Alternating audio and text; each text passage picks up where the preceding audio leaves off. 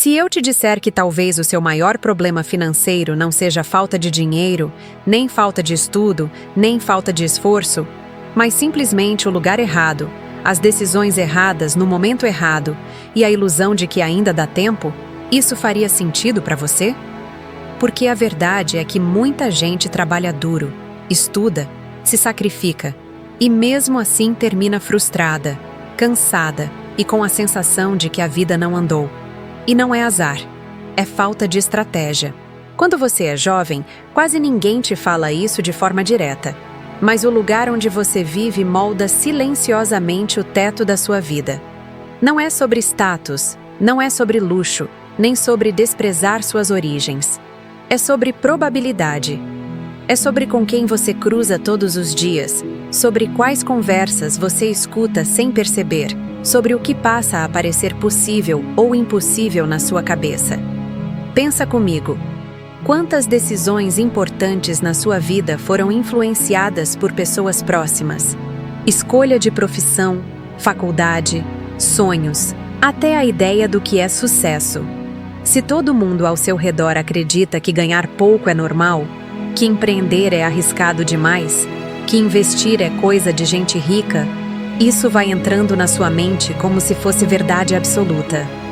E o mais perigoso é que isso não acontece de forma consciente. Você não acorda um dia e pensa, vou me limitar. Você simplesmente se adapta. Estudos em psicologia social e economia comportamental mostram que seres humanos tendem a copiar padrões do grupo ao qual pertencem, principalmente em decisões financeiras.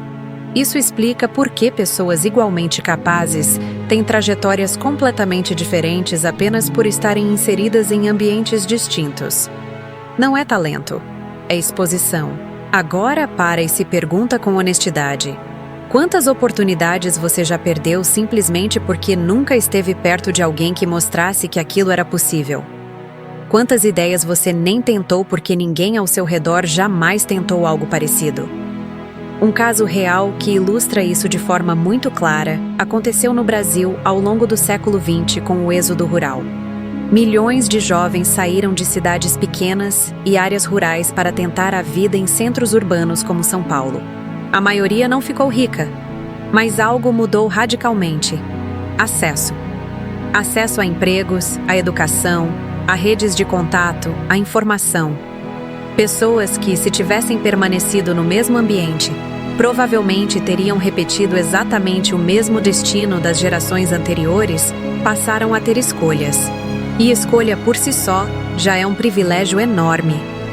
E aqui entra um ponto que gera desconforto, mas precisa ser dito. Não basta morar em um lugar melhor. Você precisa se inserir ativamente nos ambientes certos. Você pode estar em uma grande cidade e continuar preso a um microambiente pequeno, com as mesmas conversas, as mesmas crenças limitantes e os mesmos medos. O ambiente não é só geográfico, é social. Quantas vezes você já se sentiu deslocado ao ouvir alguém falando de investimentos, negócios ou projetos grandes? Esse desconforto, na verdade, é um sinal positivo. Ele indica que você está num ambiente que pode te puxar para cima, não te manter onde você está. Existe uma frase antiga atribuída a um filósofo romano que resume bem isso. Sorte é quando a preparação encontra a oportunidade. Mas ninguém fala que a oportunidade aparece com muito mais frequência em ambientes vibrantes, lugares onde coisas estão acontecendo, onde pessoas estão tentando, onde erros não são vistos como vergonha, mas como parte do processo. Um exemplo público que ilustra isso é o Vale do Silício. Não é que aquelas pessoas sejam geneticamente mais inteligentes, é que elas estão cercadas de inovação, capital, ideias e gente tentando algo novo o tempo inteiro. Isso aumenta drasticamente a chance de alguém ali construir algo relevante. É estatística, não magia. Agora, talvez você esteja pensando, mas eu não posso simplesmente me mudar agora. E tudo bem. Esse conselho não é sobre decisões impulsivas, é sobre estratégia. Às vezes, a mudança começa digitalmente. Comunidades online, eventos, cursos, grupos de estudo, pessoas que falam a língua do futuro que você quer viver. Você começa a frequentar esses ambientes e, aos poucos, sua visão de mundo se expande. E deixa eu te fazer uma pergunta incômoda, mas necessária. Se você continuar exatamente no mesmo ambiente pelos próximos 5 anos, convivendo com as mesmas pessoas, ouvindo os mesmos discursos, você acredita de verdade que sua vida será muito diferente? Ou no fundo você já sabe a resposta? Mudar de ambiente não garante sucesso. Mas permanecer em um ambiente que te limita praticamente garante estagnação. E quando você é jovem, tempo é o ativo mais valioso que existe. Gastá-lo no lugar errado custa muito mais do que parece. Existe uma armadilha silenciosa que prende a maioria das pessoas por décadas. E ela não tem a ver com ganhar pouco dinheiro. Tem a ver com não entender como o dinheiro funciona. Desde cedo, quase todo mundo é ensinado a estudar, trabalhar, se esforçar. Mas ninguém explica o que fazer com o dinheiro depois que ele chega na sua mão. E é exatamente aí que muita gente perde o jogo sem perceber.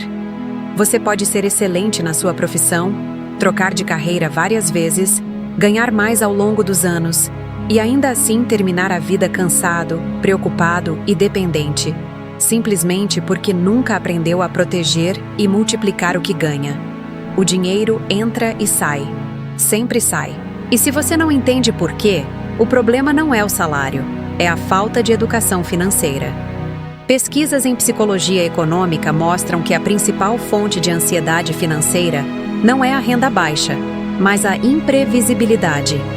Pessoas que não sabem quanto gastam, quanto sobra e quanto perdem para a inflação, vivem em estado constante de tensão.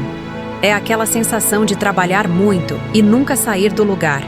Isso não é azar, é ignorância financeira, no sentido literal da palavra. Nunca ensinaram. Agora pensa nisso com calma. Mesmo num cenário considerado otimista, com inflação média de 4% ao ano, algo comum em vários países, USD 10 mil guardados sem render praticamente nada, perdem cerca de metade do poder de compra em aproximadamente 18 anos. Isso significa que, mesmo sem gastar, você fica mais pobre com o tempo. É como correr numa esteira que vai acelerando, enquanto você acha que está parado em segurança. E aí entra uma verdade dura de engolir. No mundo atual, todo adulto é obrigado a investir, mesmo que não queira. Não investir já é uma decisão. E é uma decisão que cobra um preço alto no futuro. Antigamente, quando não havia inflação relevante, uma pessoa podia simplesmente guardar dinheiro e pronto. Hoje, isso não existe mais. Um caso real que ilustra isso de forma dolorosa aconteceu com milhares de aposentados ao redor do mundo que confiaram apenas em poupança ou renda fixa básica por décadas. Quando chegaram à velhice, perceberam que o dinheiro já não comprava o que comprava antes. Não foi falta de trabalho, foi falta de conhecimento. Do outro lado, existe um exemplo amplamente conhecido de alguém que entendeu isso muito cedo: Warren Buffett. Ele começou a investir ainda adolescente e sempre deixou claro que o fator mais poderoso da sua trajetória não foi genialidade, foi tempo aliado aos juros compostos. Não foi um grande golpe, foi consistência. Enquanto a maioria gastava tudo ou deixava o dinheiro parado, ele fazia o dinheiro trabalhar silenciosamente. E aqui vai um ponto importante para quebrar um mito. Estudar dinheiro não significa virar trader, nem assumir riscos absurdos, nem passar o dia olhando gráfico. Significa entender o básico. Saber separar o que é gasto do que é investimento. Saber por que diversificar importa. Saber que não existe retorno alto sem risco e que promessas fáceis quase sempre escondem armadilhas. Estudos sobre bem-estar mostram que pessoas com algum nível de controle financeiro relatam maior sensação de segurança, menos estresse e até relacionamentos mais estáveis. Não porque são ricas, mas porque têm clareza. Elas sabem onde estão pisando, e clareza reduz medo. Agora deixa eu te fazer uma pergunta direta. Se hoje você perdesse sua renda por 6 meses, Quanto tempo conseguiria se manter sem entrar em desespero? A maioria das pessoas não consegue responder isso. E esse silêncio diz muito. Um exercício simples, mas extremamente poderoso, é acompanhar cada gasto durante 30 dias. Não para se culpar, não para cortar tudo, apenas para enxergar. Pessoas que fazem isso relatam mudanças automáticas de comportamento, porque o cérebro passa a perceber padrões que antes estavam invisíveis. Esse pequeno hábito, comprovado por estudos em economia comportamental, já aumenta significativamente a chance de poupança e investimento no médio prazo. No fim, entender dinheiro não é sobre enriquecer rápido, é sobre não ser enganado pelo tempo, é sobre não trabalhar 30 ou 40 anos e descobrir tarde demais que o problema nunca foi quanto você ganhou, mas o que você fez, ou deixou de fazer, com aquilo que passou pelas suas mãos. Existe uma linha muito fina entre coragem e imprudência, e quase ninguém ensina onde ela fica. Quando você é jovem, o discurso mais comum é arrisca, vai pra cima, aposta tudo enquanto dá tempo. O problema é que raramente alguém explica que existem riscos que fazem você avançar.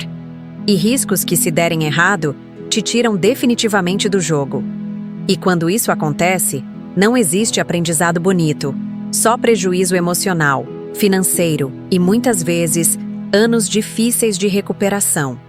Pesquisas em psicologia econômica mostram que perdas grandes têm um impacto emocional desproporcionalmente maior do que ganhos do mesmo tamanho. Perder o USD 50 mil dói muito mais do que a alegria de ganhar o USD 50 mil. Isso afeta a tomada de decisão, confiança e até saúde mental. Por isso, o primeiro objetivo financeiro de qualquer pessoa não deveria ser ganhar muito, mas continuar existindo no jogo tempo suficiente para que as probabilidades trabalhem a seu favor. Um erro comum é confundir risco inteligente com aposta. Risco inteligente é aquele em que, se tudo der errado, você perde algo limitado. Aposta é quando, se der errado, acabou. E muita gente cruza essa linha sem perceber. Coloca todo o dinheiro em uma única ideia, em um único negócio, em um único ativo, achando que está sendo ousado, quando na verdade está sendo irresponsável com o próprio futuro. Um caso real que ilustra isso de forma quase trágica é o de Mike Tyson. Ele ganhou mais de USD 300 milhões ao longo da carreira. Não foi pouco dinheiro, foi dinheiro suficiente para garantir várias gerações. Mesmo assim, ele faliu. Mansões, carros, gastos impulsivos, decisões financeiras sem nenhum tipo de proteção. Quando a carreira acabou e os problemas apareceram, não havia estrutura para absorver o impacto. O erro não foi ganhar pouco, foi se expor constantemente ao risco da ruína.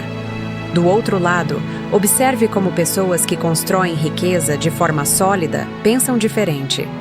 Elas aceitam riscos, sim, mas riscos convexos. Ou seja, riscos em que a perda é limitada, mas o ganho pode ser grande. Um exemplo clássico são negócios digitais no início da internet. Muitos tentaram. A maioria não ficou rica, mas quem tentou perdeu pouco capital e ganhou experiência. E quando deu certo para alguns, mudou completamente a trajetória de vida. Esse tipo de risco vale a pena. Um caso real que gera alerta aconteceu durante a bolha das empresas.com, no início dos anos 2000. Pessoas comuns venderam casas, aposentadorias e colocaram tudo em ações de uma única empresa promissora. Quando o mercado caiu, elas não perderam só dinheiro. Perderam segurança, estabilidade e, em muitos casos, anos de trabalho. Algumas nunca conseguiram voltar ao mercado financeiro por trauma. Isso não foi falta de inteligência, foi excesso de exposição. Estudos sobre comportamento financeiro mostram que diversificação não é sobre maximizar retorno, é sobre sobreviver aos erros inevitáveis. Porque erros vão acontecer. Mesmo decisões bem pensadas dão errado às vezes. A pergunta não é se você vai errar, mas se você vai continuar de pé depois do erro. Agora pensa nisso.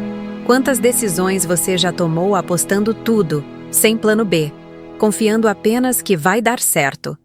Quantas vezes você colocou orgulho, emoção ou pressa acima da estratégia?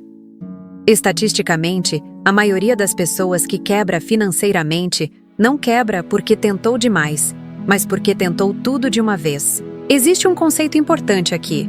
Nunca se coloque numa posição em que um único evento negativo destrua completamente sua vida financeira. Isso vale para investimentos, carreira, negócios e até decisões pessoais. Manter reserva, não se endividar de forma irresponsável, não concentrar tudo em uma única fonte de renda, não é ser medroso. É ser inteligente. Um pequeno desafio prático que muda a mentalidade é simples. Antes de qualquer decisão grande, se pergunte honestamente: se isso der errado, o que acontece comigo? Se a resposta for: vou atrasar meus planos, mas continuo no jogo, talvez o risco faça sentido.